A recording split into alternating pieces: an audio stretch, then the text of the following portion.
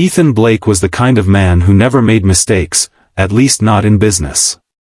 As the CEO of one of the fastest-growing tech companies in New York, he was known for his sharp instincts, his discipline, and his uncanny ability to see 5 steps ahead.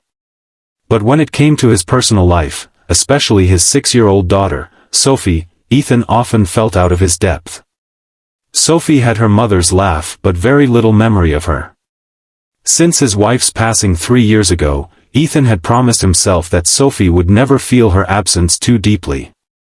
He filled their home with warmth, bedtime stories, and Saturday pancake rituals. Still, there were gaps he couldn't quite fill. Music was one of them. So, when Sophie begged for piano lessons, Ethan's assistant hurriedly booked a highly recommended instructor.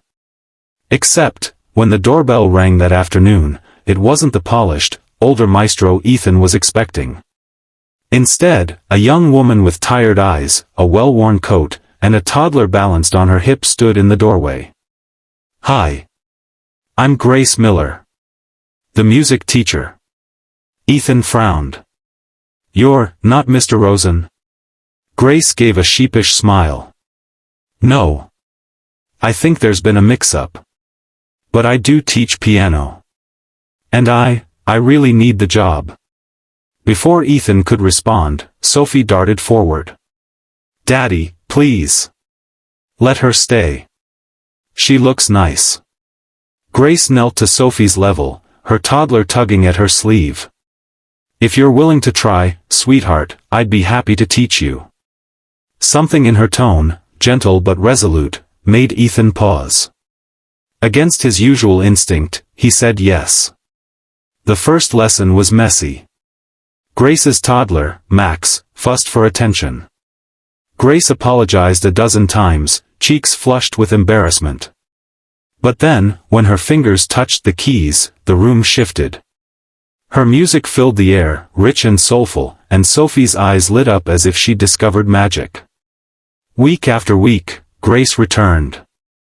Ethan learned quickly that she was a single mom working 3 jobs to keep a roof over their heads. Her husband had left when Max was still a baby. She never complained, but Ethan noticed the way her hands trembled after long shifts, the way she sometimes skipped lunch so her son could eat. And then, something unexpected began to happen. Sophie, once shy and reserved, blossomed. She laughed more, practiced eagerly, and even started humming to herself before bed. Grace didn't just teach her music, she gave her confidence. One snowy evening, after a particularly long day at the office, Ethan came home to find Sophie and Max building a fort in the living room, while Grace played softly on the piano. For the first time in years, his house didn't feel heavy with loss. It felt alive. But life wasn't without its turns. One afternoon, Grace arrived late, flustered, clutching a notice from her landlord. She tried to hide it, but Ethan saw. She was on the verge of eviction. He wanted to help, he had the means to, but he hesitated. Would she see it as pity? Would his offer hurt her pride? That night, he found Sophie praying by her bed.